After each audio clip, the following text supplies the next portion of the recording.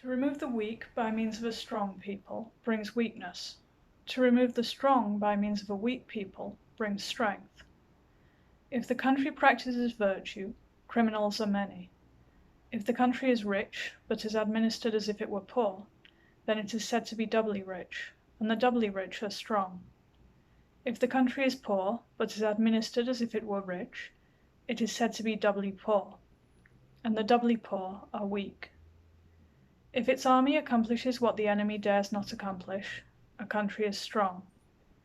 If affairs are undertaken which the enemy is ashamed to perform, a country profits. A ruler values many changes, but the country values few changes. If the country has few products, it will be dismembered, but if it has many products, it will be strong. A country of 1,000 chariots that keeps only one outlet for its products will flourish, but if it keeps 10 outlets, it will be dismembered.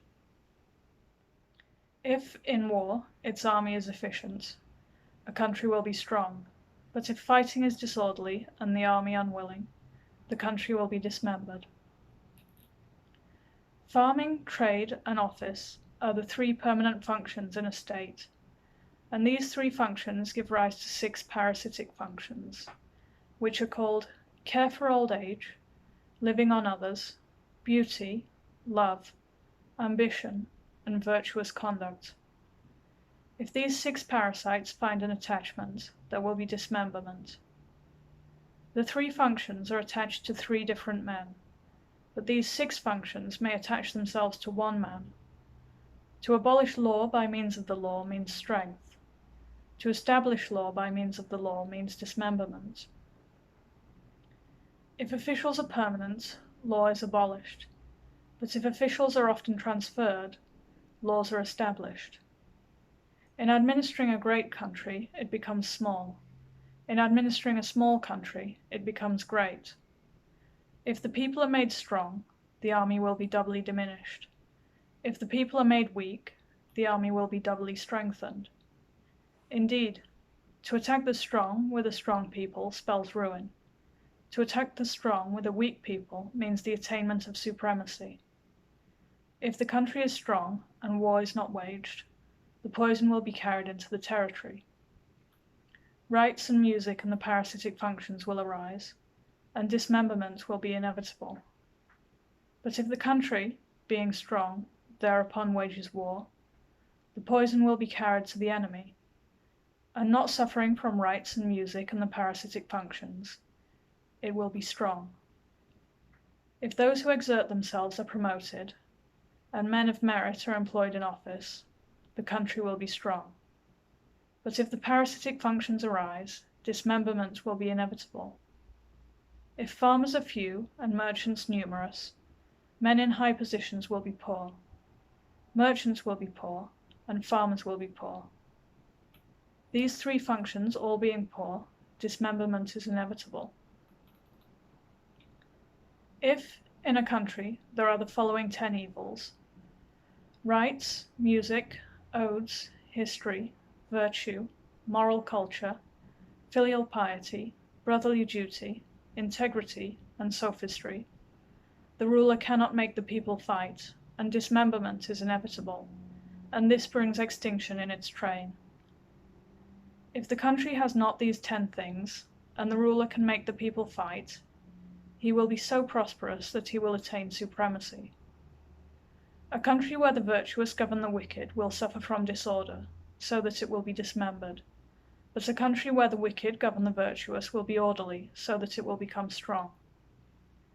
A country which is administered by the aid of odes, history, rights, music, filial piety, brotherly duty, virtue, and moral culture will, as soon as the enemy approaches, be dismembered. If he does not approach, the country will be poor. But if a country is administered without these 8, the enemy dares not approach, and even if he should, he would certainly be driven off when it mobilizes its army and attacks. It will capture its objective, and, having captured it, will be able to hold it. When it holds its army in reserve and makes no attack, it will be rich.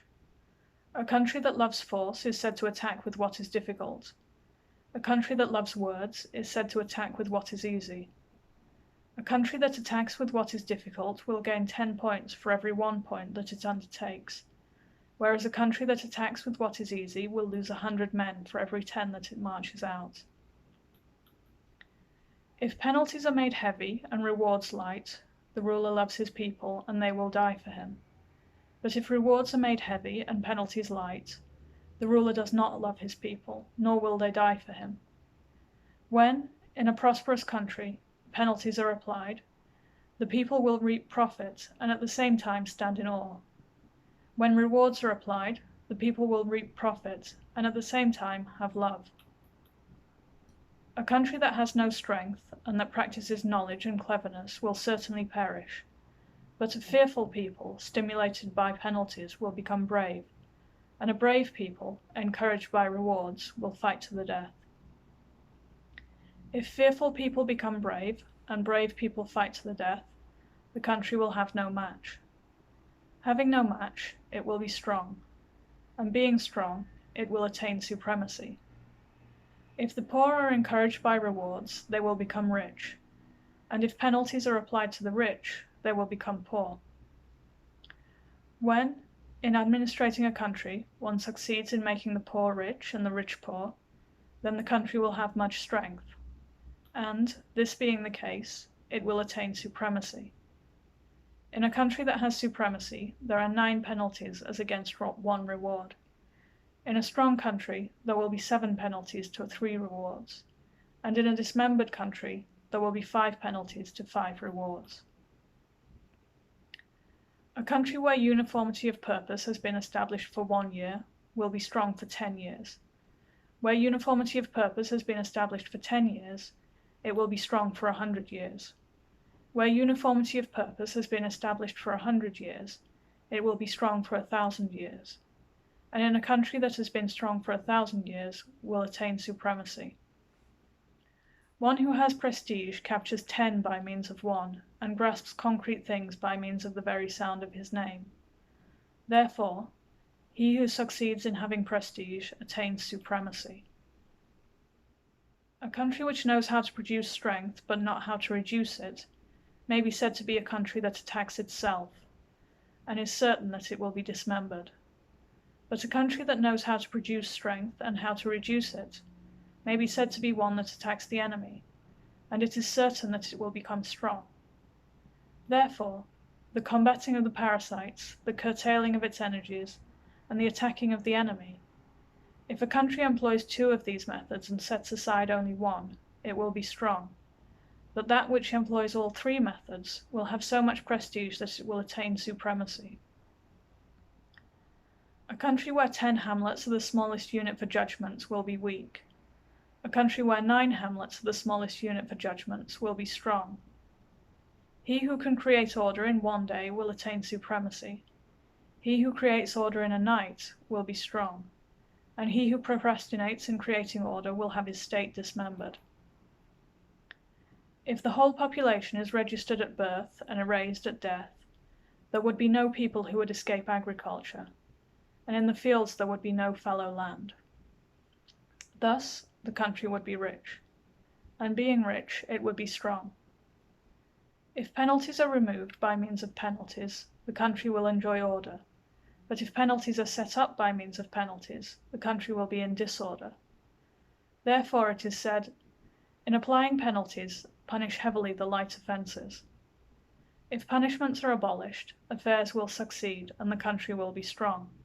But if heavy offences are punished heavily and light offences lightly, penalties will appear, trouble will arise, and such a state will be dismembered. Punishment produces force, force produces strength, strength produces awe, awe produces kindness. Kindness has its origin in force. The appearance of gold means the disappearance of grain, and the appearance of grain means the disappearance of gold. If products are cheap, those who occupy themselves with agriculture being many, and buyers being few, farmers will be in hard straits and wickedness will be encouraged, so that the army will be weak and the state will certainly be dismembered and come to extinction. For every ounce of gold appearing within its borders, 12 pickles of grain will disappear abroad. But for every 12 pickles of grain appearing within its borders, 1 ounce of gold will disappear abroad. If a country favors the appearance of gold within its borders, then gold and grain will both disappear.